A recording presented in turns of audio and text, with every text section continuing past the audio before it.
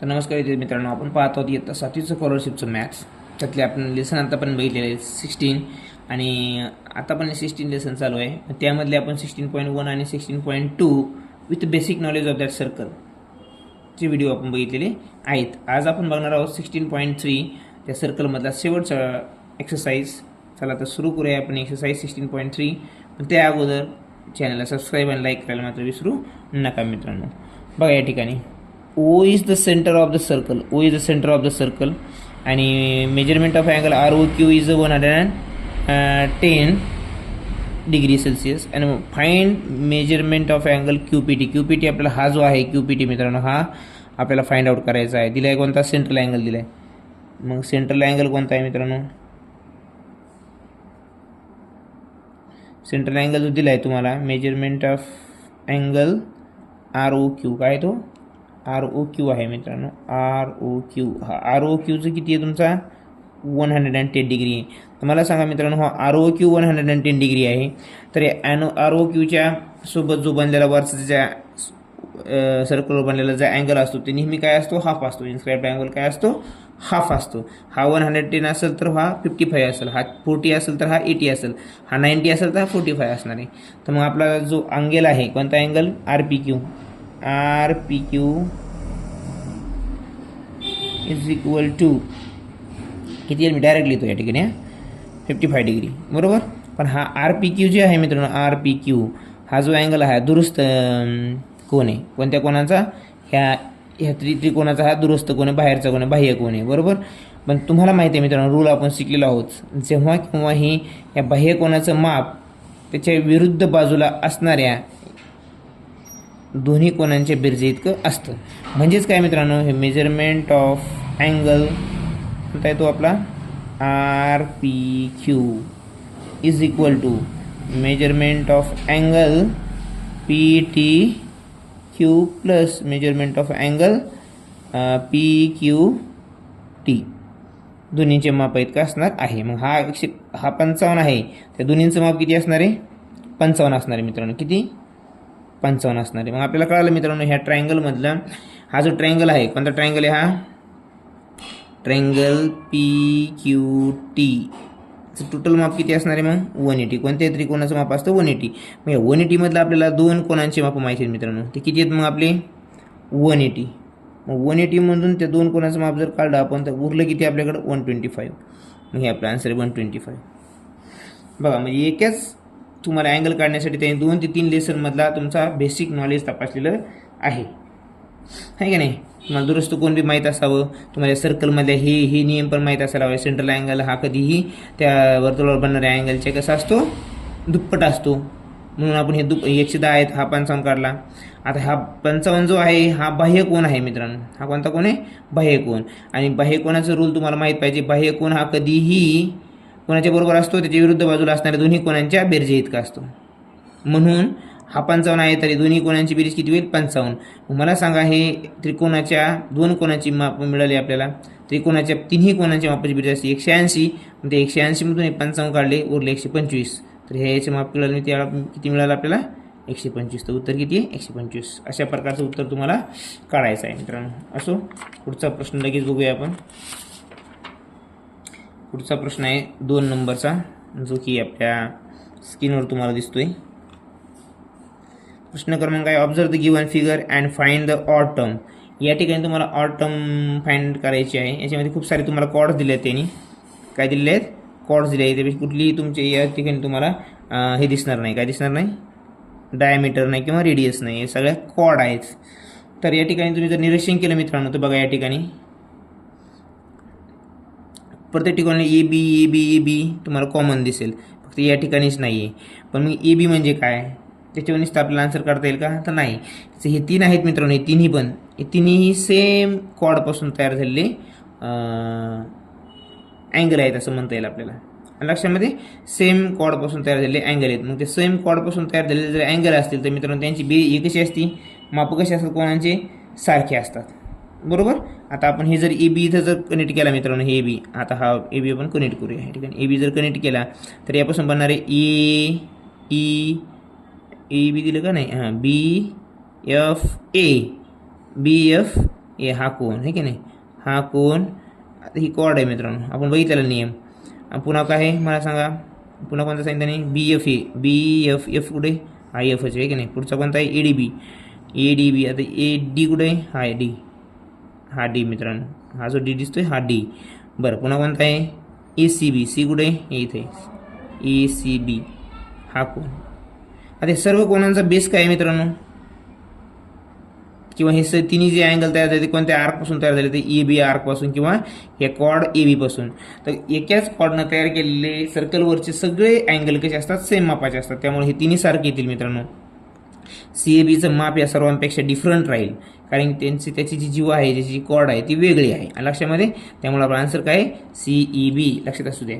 या ठिकाणी एक रूल वापरला आहे कोणता, तो तुम्हाला कळणं गरजेचं आहे की एकाच कॉर्डवर किंवा एकाच जीवावरून जर वर्तुळावर किती जरी कोण तयार झाले तर ते सर्व कसे असतात. आता एक ठिकाणी आपण पुन्हा सर्कल काढूया तुम्हाला व्यवस्थित माहिती कळण्यासाठी. बघा ही ती आपण ए बी धरूया. आता ए बीनं काय केलं, इथं एक अँगल तयार केला मित्रांनो, दिसतोय हा, अरे सॉरी समजून घ्या. आता हा एक अँगल आहे समजा, बरोबर. दुसरा अँगल इथं एक तयार, अरे सॉरी हा एक अँगल. पुन्हा त्यांनी काय केला, इथे एक अँगल तयार केला आहे. तर हे तिन्ही जे अँगल आहेत मित्रांनो, हे एक अँगल, हा एक अँगल आणि हा एक अँगल, हे सगळे अँगल कोणत्या कॉर्डनं तयार झाले, तर ह्या ए बीनं तयार झालेच, दिसते तुम्हाला. मग हे एकाच कॉर्डनं तयार झालेल्या सर्कलवर किती जरी अँगल काढले, आपण हा जरी काढला असता इकडं, आता ते सर्व अँगलचं माप कसं राहिलं असतं, सेम. का बरं, कारण ते एकाच कॉर्डनं तयार झालेले अँगल आहेत लक्षामध्ये. हे असं ते कॉन्सेप्ट आहे. आशा करतो तुम्हाला तो समजला असेल. पुढचा प्रश्न घेऊया, 3 नंबरचा प्रश्न काय सांगतो मित्रांनो. बघा, A C is the diameter, कुठे ए सी, या ठिकाणी A C is the diameter of a circle. B is any point on circle, B is any point आपण इथे घेतला, बी हा पॉईंट ऑन सर्कलवर.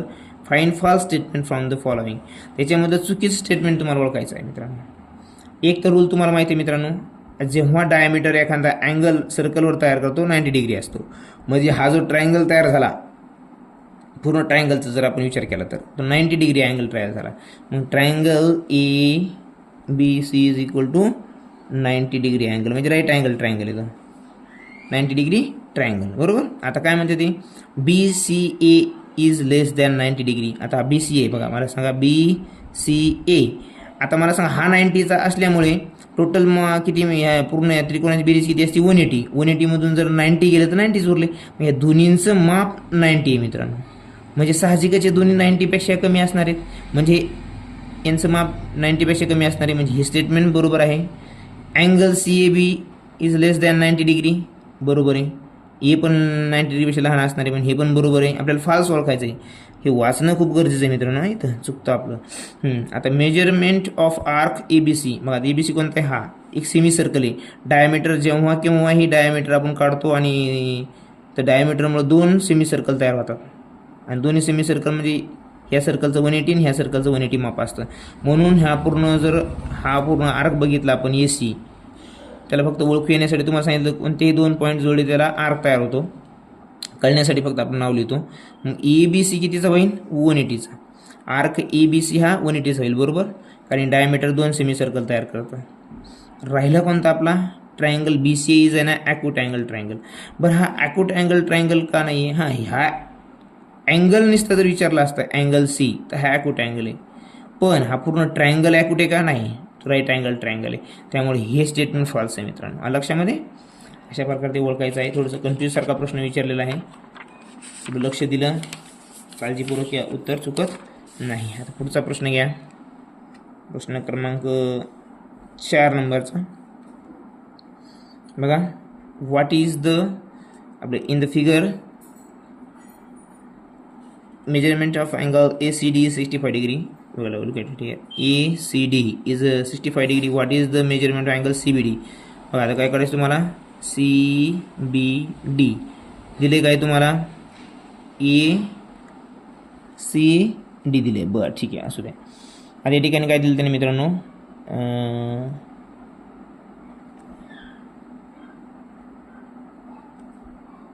ठीक आहे, सेगमेंट किंवा साईड घेऊ आपण. Segment A B congruent segment A D आणि नाही A C, sorry A C आणि AD हे कसे सारखे दिले यांनी आपल्याला ऑलरेडी, बरोबर.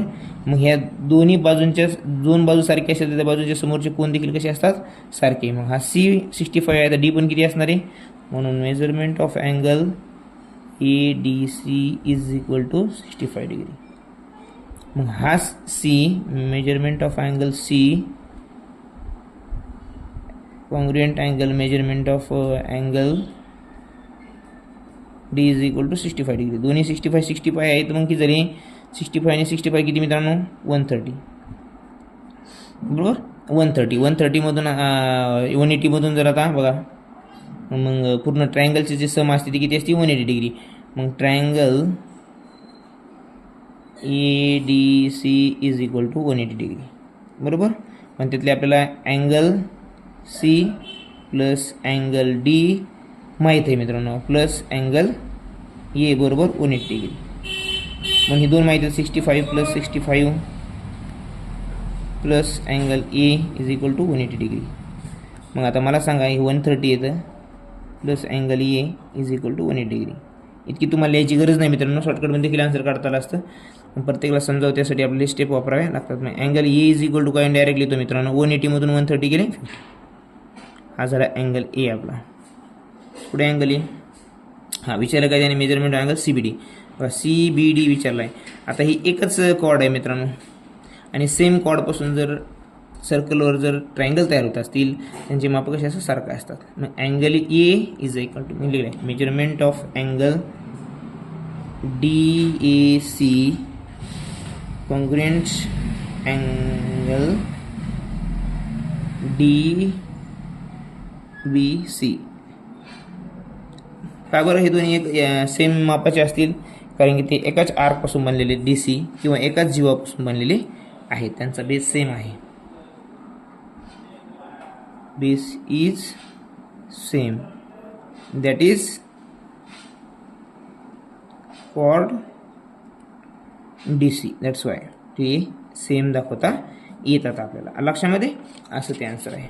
रूल्स माहीत असावे मित्रांनो. उत्तर काय तुमच्यासाठी अवघड गोष्ट नाही आहे, चौथा चॅप्टर आहे तुमच्यासाठी हा. 5 नंबरचा क्वेश्चन आहे, what is the cost of fencing a circular garden. Garden कसं आहे मित्रांनो, सर्क्युलर गार्डन आहे, of radius 35 with 45 metre with 4 rounds of wire. म्हणजे त्याला जर फेन्सिंग करायची ती 4 राऊंड करायची वायरची, आणि एका मीटरचा वायरचा खर्च आहे 44 रुपये. तर आपल्याला ती कॉस्ट फाइंड आउट करायची आहे. तर अगोदर तुम्हाला काय करावं लागणार मित्रांनो, एक फेन्सिंगसाठी किती वायर लागते हे काढावं लागणार आहे. आणि एक फेन्सिंग म्हणजेच काय, एक सर्कम्फरन्स. आणि सर्कम्फरन्सचं तुमचं जे फॉर्म्युला आहे तो किती आहे, 2πr. या ठिकाणी R दिले त्यामुळे आपण R घेऊया. पहिल्या वेळेस तिथं डायमीटर दिलं तर डायरेक्ट म्हणून आपण πd घेतला. तुम्ही 2πr किंवा πd यामधला कोणताही फॉर्म्युला वापरू शकतो. या ठिकाणी R दिले, R is equal to 35 metre, त्यामुळे आपण Rचाच घेऊया. किती, 2πr सर्कम्फरन्स ऑफ सर्कल. मग आता किती आहे, 2 × 25/7 × 35, बरोबर. 44 × 5, बरोबर. तर मग काय लिहितं या ठिकाणी आन्सर 220. आता हे झालं मित्रांनो 220 मीटर. हे एका फेन्सिंगसाठी आपल्याला किती फेन्सिंग करायचे आहेत, 4 राऊंड्स. किती राऊंड, 4 राऊंड्स करायचे आहेत आपल्याला. तर 1 राऊंड म्हणजे तिथं काय मित्रांनो, 4 × 220 इज इक्वल टू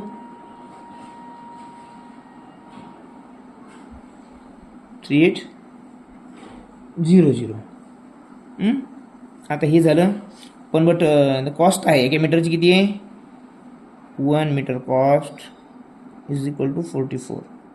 तर 3800ला हाऊ मच, क्रॉस मल्टिप्लिकेशन केलं की आपल्याला काय करावं लागणार आहे, डायरेक्टली सांगायचं म्हणजे 44 × 3800 इज इक्वल टू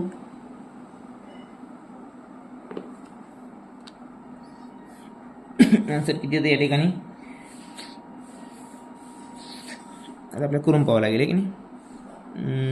2 0 2 0 मांडूया आपण या ठिकाणी, बरोबर. 38 × 44 करा फक्त राहिलेलं.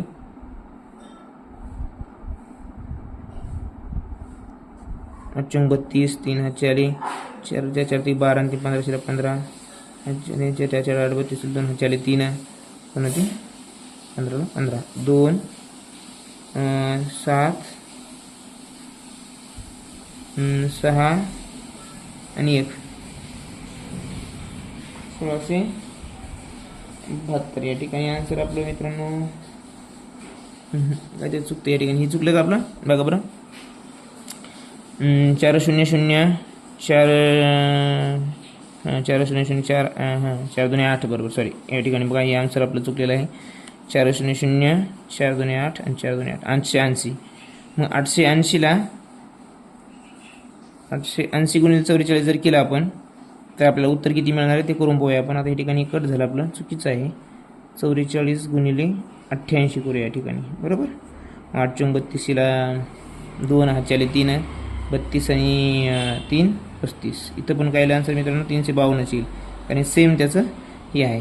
2 7 8 3 आणि 2 0 2 0 नाही एकच शून्य राहणार. किती शून्य राहणार एकच. मग काय जे आलं ते लिहा 3 8 7 2 मग 38,720.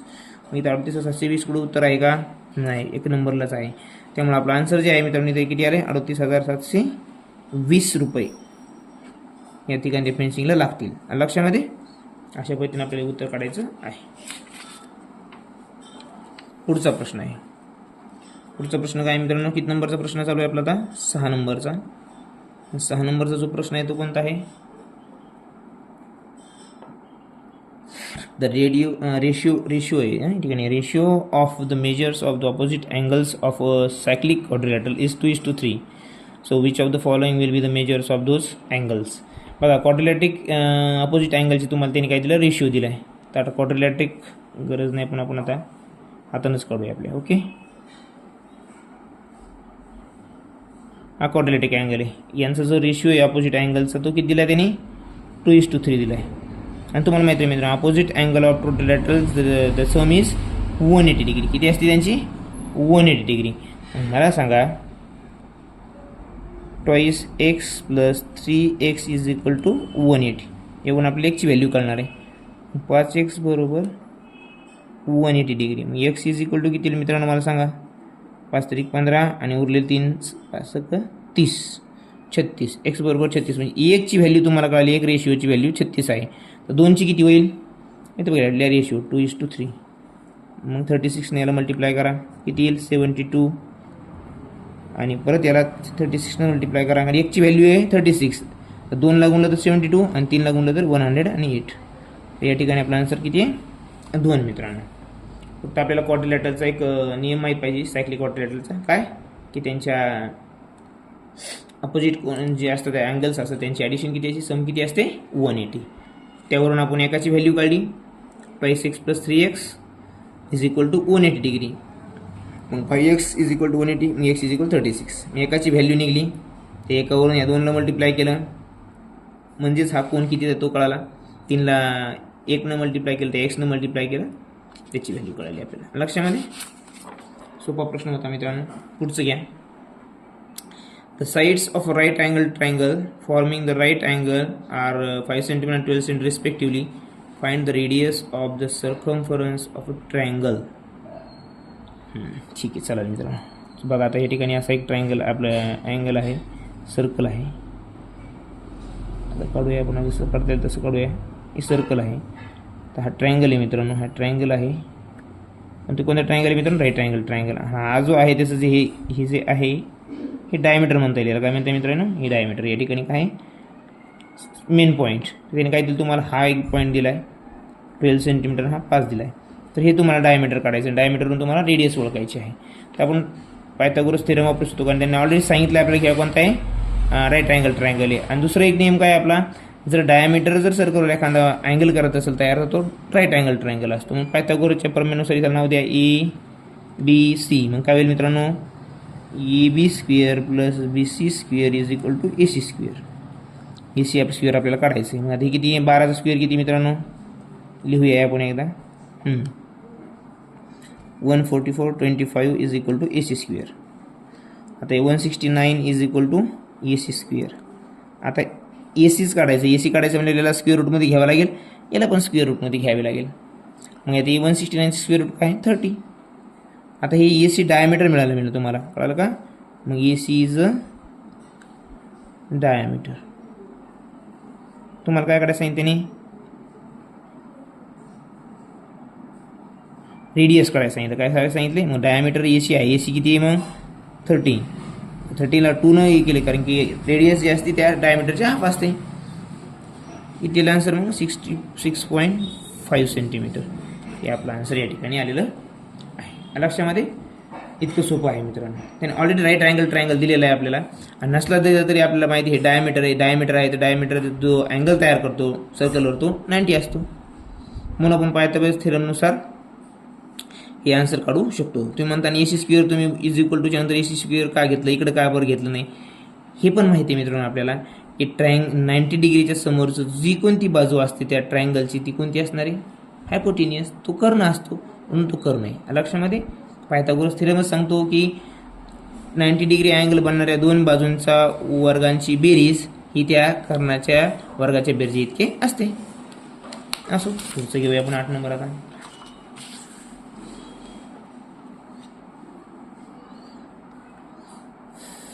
बघा या ठिकाणी मित्रांनो 8 नंबरचा प्रश्न आहे. काय? Segment A B is the diameter of measurement of angles, major angle C A B कुठे? CAB. हां, CABचा अँगल किती आहे? 50 आहे मित्रांनो. तर what is the measurement angle CDA कुठे? CDA हा काढायचा आहे आपल्याला. कोणता काढायचा आहे? CDA काढायचा आहे. पण या ठिकाणी बघा मित्रांनो, CDA measurement of angle CDA is equal to measurement of angle. बघा CDA आणि CBA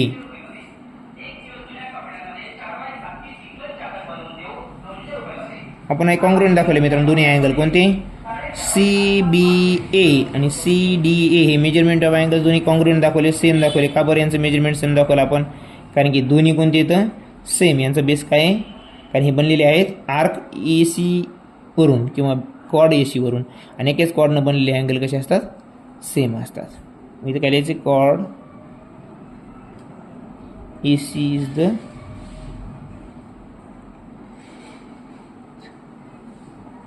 base of both angles.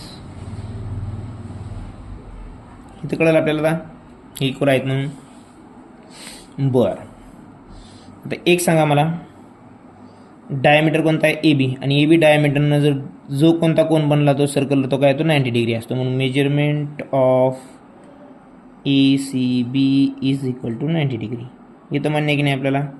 हा 90 डिग्री असणार आहे, कारण तो कोणी बनवला आहे? डायमीटरनं बनवलेला आहे की नाही? हा 90 डिग्री आहे. हा 50 आहे, हा 90 आहे. तर मग B किती असणार आहे मित्रांनो?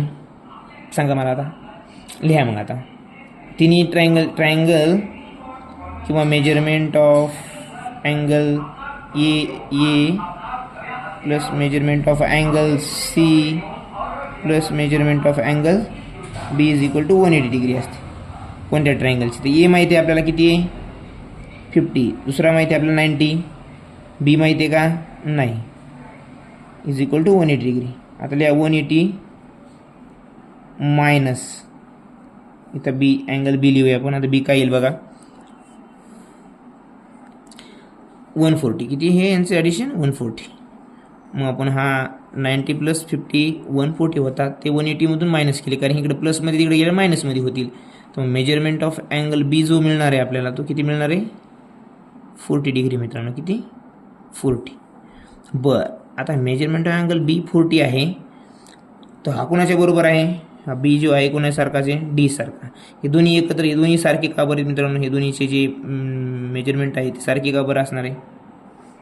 कारण की त्यांचा बेस जो आहे AC, ह्या ACचे दोन्ही कोन आहेत, ते AC आहे ते कॉर्डपासून बनलेले, म्हणून मेजरमेंट ऑफ अँगल 40. B 40 आहे, तर मेजरमेंट ऑफ अँगल C पण किती असणार आहे? 40च असणार आहे, कारण ते एकाच जीवापासून तयार झालेले अँगल्स आहेत मित्रांनो. आणि हा प्रश्न याच्यावरची जीवावरची तुम्हाला एकाच जीवानं तयार केलेले प्रश्नाची संकल्पना क्लिअर होण्यासाठी असे प्रश्न एक्झाममध्ये येणार म्हणजे येणार, कारण हा बेस आहे या सर्कल लेसनचा. आपल्या लक्षामध्ये अशा प्रकारचं आपले गणित सॉल्व्ह करायचं आहे मित्रांनो. आता शेवटचं गणित बघूया आपण. जे की आपल्या स्क्रीनवर दिसेल तुम्हाला. बघा, the radius of circle with centre O is 6 centimetre. Point P lies on the plane of the circle. या प्लेनमध्ये कुठेही तो पॉईंट आहे तर कुठं असणार ते ओळखायचं आपल्याला. If length O P is 4.5. आता ओ पी ते ओ पासून हा पी कुठेही एके पॉईंटवर असणार आहे, तो 4.5 आहे. तर find the position of a point P with respect to the circle. या सर्कलच्या संबंधाने तो पॉईंट पी कुठं असणार आहे, बाहेर आतमध्ये. तर मला सांगा मित्रांनो, जर रेडियस जर 6 असेल, काय आहे मित्रांनो, रेडियस 6 सेंटीमीटर आहे, बरोबर. ऑब्विसली जो पॉईंट असणार आहे तो या रेडियसपेक्षा लहान आहे, म्हणजे तो सर्कलच्या आतमध्येच कुठंतरी असणार आहे. समजा तो लहान आहे म्हणल्यावर तो पूर्ण सर्कलवर असणार आहे का नाही, कारण सर्कलवर असण्यासाठी त्याला 6 पेक्षा जास्त जर असता तो सर्कलच्या बाहेर गेला असता. 6 जर असता परफेक्ट तो सर्कलवर आला असता, पण हा 6 पेक्षा लहान आहे, म्हणजेच तो त्या सर्कलला टच होणार आहे का नाही, तो आतमध्ये कुठंतरी असणार आहे. म्हणजे हे इथं असू शकतो पॉईंट पी, इथं कुठे काढू शकतो आपण. हा जो पॉईंट पी आला आहे तो कुठं आला मित्रांनो, सर्कलच्या आतमध्ये, इंटेरियर. मग काय आन्सर, इन द इंटेरियर. लक्षामध्ये. अशा प्रकारचं आपण 60.3 बघितलेलं आहे. पूर्ण लेसन सर्कल आपण हा बघितला पूर्ण मित्रांनो. तर आशा करतो आपल्याला समजलं असेल तर चॅनल सबस्क्राईब करा, लाईक करा. भेटूया पुढच्या व्हिडिओमध्ये आपण प्रॉपर्टीज ऑफ ट्रायंगलमध्ये. त्याचं देखील तुम्हाला बेसिक व्हिडिओ अगोदर पाहायला मिळेल, मग आपण एक्सरसाइज त्याच व्हिडिओमध्ये बघू. तर उद्या भेटूया आपण आपल्या पुढच्या व्हिडिओमध्ये. नमस्कार.